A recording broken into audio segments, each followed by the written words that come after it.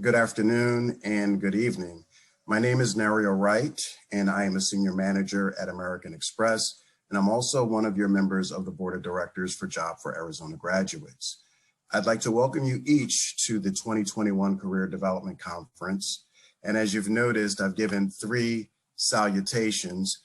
It's because due to environmental constraints, we're doing this virtually this year. So hopefully that greeting will allow you to have the right greeting for the time that you're seeing this information. I'm here today to provide some quick tips on computer maintenance. But before we get into those, what I'd like to do is really tell you a little bit about why I'm a part of the JAG family. So many moons ago, when I was a young kid, my mother and both my father were pretty much absentee. I wind up leaving home at the age of 16, living on the streets for just a little bit. And I had some very influential people that had come into my life who told me, come stay at my home and finish school, right? They were trying to figure out a way to give me a leg up on life. And throughout my early days, all the way up until the time to where I am now, there have been people that have told me what book to read, or maybe providing some mentorship or some guidance. And it's helped me to be the person that I am today, and it's helped to provide an abundance of success. So my promise and my commitment was, once I was financially, spiritually, emotionally ready, that I would come back and I would do the same thing. I would find individuals that were like me at that point in time and try to offer that particular guidance. So along with this computer maintenance tips that I'm going to share with you today, the one thing that I leave to each and every one of you is, first and foremost, JAG will always be a part of your family. So as you go on this journey to finish high school, maybe go to post-secondary education, go into the military, go to tech school, we'll always be here to help to support you. So we want you to stay in touch, and we want you to continue to reach out. But it would do my heart extremely, it would make me very, very proud that you too pay it forward. So as soon as you finish your journey, that you come back and you find some students that were just like you, and you offer that helping hand, and you offer that mentorship and that guidance. As you know, if you love the JAG program, you know how important that is. And so giving back is a way for us to pay back. So without further ado, we're gonna go into computer maintenance tips. By popular demand, you guys have asked for this information. So, you know, we all have PCs, our personal computers. We've got our job information, our resumes, our music. It's pretty much our life, right? Our phones and our computers is pretty much how we do everything in the world. And so many of the students were saying, you know, I've got this PC and I'd like to just know, how do I take care of it? So I'm going to go through some of the top questions or some of the top things that have been asked, share some tips and maybe some tricks. After I go through the slide information, then I'm going to jump into like a quick demo just to kind of show some things to kind of reinforce exactly what we've talked about. So number one question is, why and when do I restart a PC? Well, first and foremost, we've all had that experience where we've popped open our laptops and we go to open up Word, and Word is taken forever to open. Or maybe we're out on a web page, and when we go to that web page, the web page isn't loading fast enough. Well, if your PC is sluggish or unresponsive, that is definitely the time that you need to restart your PC. Also, whenever you do an update to your machine, so if you add new software, I always recommend that you update you restart your PC at that particular time, because what many people don't realize, even though the software doesn't ask you to restart, think of it as giving it a fresh beginning. We want our PCs to operate optimally, right? And when you do that restart, it allows everything to kind of get in its natural state so that you get the best and most optimal performance. A big caveat for me is, if you're not going to use your PC for a couple of days, I always say, shut it down. If you're not going to shut it down, right before you do go into utilize your computer, just restart it before you start. So if you're not going to use for a couple of days, definitely the time. So now we know about restarting. The next question is, when do I update my PC, right? So think of your PC just like it would be you or me, right? Like, we don't want to put chocolate or popcorn and soda and all of that stuff in our bodies, right, to keep ourselves unhealthy, right? So we've got to treat our PC the same way. And by doing these updates, we're kind of giving it that way to get the latest bug-free version, right? So we have the latest version out there. It runs on full cylinders. So treat your PC just as if you would treat your body, right? It's like a temple. In order to do this, a lot of people are saying, well, I don't know where to go, right? So I put some tips here on the slide. I'll show you that as a part of the demo.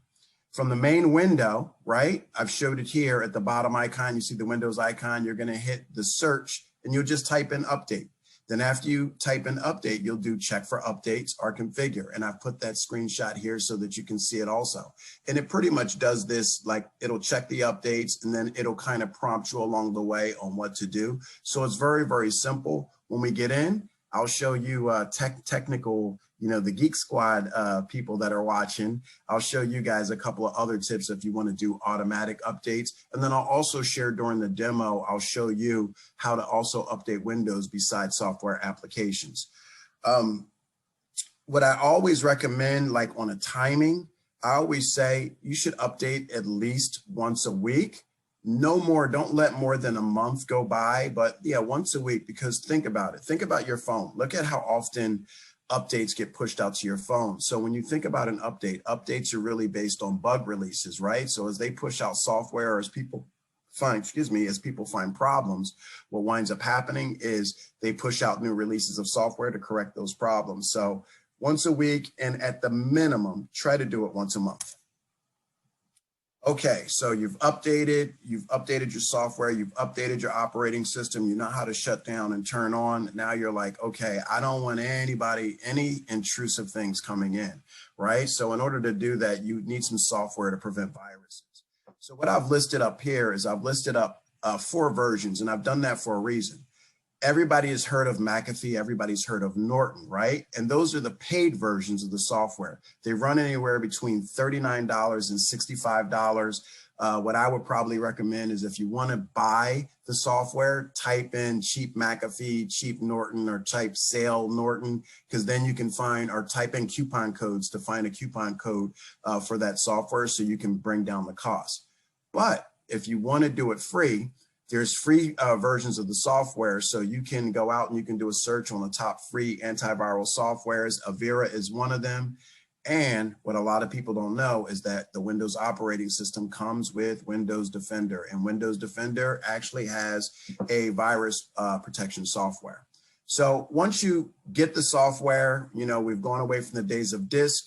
You're going to do a download. You'll install the software. It's pretty much click, click, click, click through, and then you're pretty much set up. But then after that, we just talked about earlier, updating your PC. Well, the same thing. You want to make sure that you keep your software up to date, right? Because if your software is not up to date, you defeated the purpose of downloading the software. And then each and every one of these versions of software, they have the ability to perform scans. Those scans, you can do them on your own. You can scan now, or you can schedule scans to run. I would recommend same thing, run a scan once a week, right? And I would run updates at least once a week because new viruses are coming out pretty much daily, right? And then you see this bullet here. This bullet is kind of important because we just talked about this. Keep your operating system current. If your operating system's not current, maybe the antivirus software isn't going to work to its full capacity. And then most importantly, a lot of people like to share their internet. I don't recommend that. A lot of people, they get online and they don't set up a network. You should always have your own password and your own ID. And in all honesty, you really shouldn't share that with anybody. And if you share it with anybody, share it with someone you trust, because when you allow people into your network, that's when you allow vulnerability to viruses and malware and other things, right? So always secure your network. And then this is the most important bullet of this slide. I cannot say this enough. In the day and age of Instagram and Facebook and TikTok, we're being passed so much information and so many links are being passed for us. Click on this, read this. Think before you click, because 9 times out of 10, there could be some malware that's out there. Maybe I'm someone who's impersonating being your friend. I've hacked into their information. I put a profile up that kind of looks like theirs, and I send you, hey, check out this cool TikTok video. And you click, And here's the interesting thing. You're actually going to see a video there, right? But in the meantime, I have a program that I've actually downloaded when you clicked on my link to go into your PC and capture your information or to put a virus on your machine. So always think before you click, know what you're looking at, know who it's coming from. This is the biggest defense against viruses. Okay, so now you've gotten some information on how to do the maintenance for your PC, and then you're saying, well, I don't really want to spend money. How can I kind of do this on my own? I want to take care of it on my own. You know, you've given me some great tips, Narrio, but tell me, how can I be a technician? So I'm going to tell you, the biggest way to be a technician is search engines are your friend. You better believe that if you have a problem, 90 million other people have had probably the same problem. And since we live in this wonderful world of the wide world web or the internet, a lot of times these problems are posted online. So the same problem that you're having, someone has already experienced it. If you search for that problem, you'll probably find 5,000 answers that will probably tell you exactly what to do. And that will make you kind of your own PC technician, right? You just kind of walk through the steps and you do your own troubleshooting. If you can't find what you need at that point in time, then try social media portals or forums, like things like I have Reddit up here. You know, what you'll find is when you go into these forums, you'll find different groups that have an abundance of information from anything from virus protection, technology, stocks, business, history, or whatever. You can join a group, put together your question the way that you want to ask, and someone in the group will answer your question. Now, keep in mind, a lot of people in these groups, at least the ones that really answer and they take it seriously, they want you to do your homework. There's no such thing as free in America. They don't want you to come and say, my PC doesn't work. They want you to go in and say, hey, my PC doesn't work. I tried rebooting it. I tried restarting it. I did Mr. Wright's quick tips, and they're not helping me out. So here's what I see. Here's the issue that I see. Do you know a way to support me? And there'll always be somebody nice that'll come in and say, hey, have you tried this? Or send me this information. Just be careful when someone's asking you for information. Don't share any of your personal information, your login ID and passwords, because remember, we always talked about secure your network, right? So it's okay to give them a screenshot of the actual bug or the issue, but never give any away your PII. That's what I call it, your personal information, your private information, right? And this is the most underutilized thing in the world. We all know people, and the people that we know, sometimes they have skill sets that are better than ours, right? Reach out to a friend. If you're having trouble with the PC, call a couple of friends up, text a couple of friends, get on a quick chat and just say, hey, I'm having XYZ with my computer. Do you know anything about that? You'd be surprised. One of your friends is going to work for the Geek Squad one of these days. Trust me on that. So if you don't want to do the work yourself and you're thinking about, okay, I need to pay some money for this, then, you know, here's some things to keep in mind. I would try to troubleshoot things myself just to save the money, because the average cost is about $45 to $90 an hour, and it could exceed that, right? So I would try to do as many steps as I can on my own first and use this as a last resort. And if you are going to use that professional help, everybody knows the Geek Squad. You can see the picture here. They're at Best Buy. That's probably one of the most reliable places to go for us here, because we all know that name. But again, search engines are your friend, or you can ask a friend for help. I mean, I do it all the time. Hey, Alexa, can you tell me where the nearest computer technician is near me?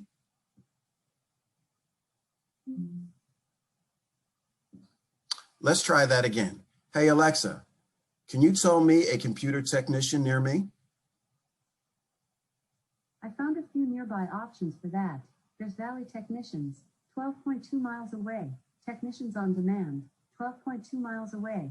And the Wright Technician, 26.7 miles away on South 16th Way. That's absolutely crazy. Did you hear the Wright Technician? And no, that's not me. I am the Wright Photo. I am the Wright Music and Entertainment, but I'm not the Wright Technician. But I probably should look into that and fix some of these PC issues. But anyway, you get the point. You can use Google, you can use Alexa, you can find someone as quick as you really need. There's so much information that's at our fingertips. So now that we've got all this cool stuff together and we know exactly what we need to do to keep our PCs like up to date, operating system current, we've got our virus software on, you guys want to know, okay, now I want my PC to be fast and I want to make it last. Well, one of the most important things to do, even when you see that there's still sluggishness after you do those things, like Word isn't opening up or your Excel file isn't opening, or you're going into IG, maybe through the web, and it's like, man, why is this not working? Well, one of the first things that I always say is close all your applications that you don't use. Many of us, we like to open up 1,000,001 things and we leave them open and we think that our PC can handle it, but it can't. It can't handle, it can only handle as much as your RAM or read access memory will allow. So just think of it like your memory. Think of it like your brain, right? Your brain can only handle how much can fit in here, and that's what memory is for. Now, of course, we can't put a new brain in, but you can add more memory to your PC to give you like a little bit more of faster speed and better performance. So I would first and foremost close all my applications, try to minimize to exactly what you're working on. If you happen to be writing a document and you have Wikipedia up, okay, that's good. But if you got a document up, Wikipedia, Instagram, TikTok, you've got your little gaming thing down here, trust me, if you don't have enough RAM in your PC, your PC is going to crash and burn and it will lag. And then last but not least, throwing in a plug for this outstanding presentation, if I'm gonna say so myself, is redo everything in the presentation. Just go back to the beginning, reboot the steps, make sure your PC is restarted, make sure it's updated, make sure you have your virus scan, make sure you're out there searching and doing the things that you need to do, and you should be okay. All right, so here's the stuff that you guys been waiting for. So I'm gonna close this out and let's start with restarting. So to restart, you right click on the Windows icon, and you see shut down or sign out. You get 4 options here. Sign out, this is when you actually want to keep your PC on and you want to, you still want your PC to be on, but you don't want anybody to get into it. Sleep mode, I never use. What sleep mode does is it puts it in kind of like a hibernate state, but the problem with sleep mode is I believe when sleep mode does come back on, someone can just go into your PC. And remember what I told you about network security and confidential and keeping everything together. So I always recommend signing out or shutting down. Shutting down will completely turn your computer off or your PC off. And it's really important to do this more than anything. If you know you're not going to use your PC, shut it down, because here's the other thing. You want to know how your PC can be fast and it can last. Well, your battery is only going to last so many years. And if you leave your PC running for 365 days, you have to remember that you probably got it constantly plugged into a battery outlet. So it's constantly charging, right? You are going to burn that battery out. Maybe that PC would have lasted for 5 years. But now you're finding that, oh, I've got to go get a brand new $150 battery for my PC in 2 years. Why is that? So if you know you're not going to use your PC, it's okay. Shut it down, right? Unplug the cord sometimes and just run off the battery power, let it go down, and then charge it up. That's how you're going to get the long life last. And then, of course, you got your restart button here. Now, this is really cool. Most underutilized tool. If you're looking for updates, look at here. If I just type in updates, look there, check for updates. So I can do check for updates from here. And once I do that, I click on the icon and check for updates. It will look for the updates and it will prompt me through. But what if I'm like, okay, what about my Windows updates? So I can do Windows updates, Windows. Right? And check for updates. And wow, look there. Then I can go ahead and I can click on the magic icon and it will check for the updates. I'm actually working on this is my work PC. It's not my personal computer. So this is all managed by the organization. So I can't do any configurations, but I told you I would share a tip for the Geek Squad. When you go down into your advanced options from this screen, look at what you got here, automatically down updates. So you can actually toggle on and you can set up to say, hey, I can't pay attention to all this update stuff. So just automatically download them for me. And then I'll catch them on my screen and I'll just accept them. So you can toggle on your preferences to be able to do that. And so what else do we have here? We also said Defender. Windows Defender. So if I type in Defender, look at there. Virus and threat protection comes bundled in with Windows. Once you go in, you just open the app. The app isn't available to me. You can set up your scans, your scheduling, all the things that you need to do from there. One more tip that I will show you from the line, most underutilized, has nothing to do with the PC, but it does come with productivity. Sometimes you want to take quick notes and you want to go look for Notepad, but did you know if I type in Notepad and I just hit enter, look at there, Notepad pops up. So you can do that for Notepad. You can do that for Word. You can do that for a lot of your applications. So that search icon is your friend. And speaking of searches, let's go out to the wide world web. So I had told you that you can go to forums like Reddit. And so what I did is I just typed in antivirus software here. And look what you got here. You have antivirus, 18,003 members. So if you had any questions, what you would just do is join the forum and then follow the tips that I told you. But be ready to put in some work because forum members are mean. And if they feel like you're asking them a question and you haven't done your homework, a lot of them will tell you, they will tell you you're trying to get some free information, but you're not willing to put in the work yourself. So be sure before you pose a question, don't just say, hey, my PC doesn't work, because if you say something like that without any homework, you will get dumped on. Trust me on that. So do your homework, join a forum. You see there's one for technology, and you can actually use Reddit for a lot of other things. Any forum that has information, it could be about travel, it could be about financial stuff. These are forums that you can use to be able to pose questions that you're unsure about. And I think I provided to all of you guys about Google. So let's go to Google. I said Google or Yahoo, whichever one you choose. So we're going to go to our Google search. And I'm going to type in here. So sometimes people get that blue screen, right? So I'm going to say blue screen of death on my PC, right? So I'm looking, maybe a blue screen has come up and I'm looking at all. So I'm going to scroll down a little bit and I'm going to look through. Oh, look here. How do you fix the blue screen of death? So I'm going to open that up. Bam. Look at there. Restart your computer. Scan your computer for malware and viruses. All the same information that we trust. Run your Microsoft Fix It. Check the RAM is properly connected to the motherboard. So you actually have technical steps that you can get through. And you can always use this search to be able to find this information and to be able to find people that can help. I mean, there's more than just this. If we scroll down, you can constantly find things.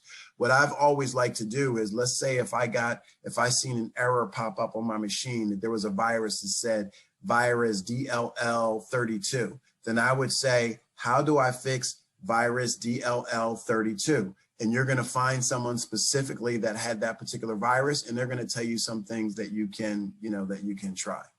So I think I covered pretty much everything that we wanted to cover today. I'm hoping that you have a wonderful and amazing rest of the school year. I mean, we're here today to celebrate you. We're here to celebrate your achievements of you guys reaching your goals and milestones.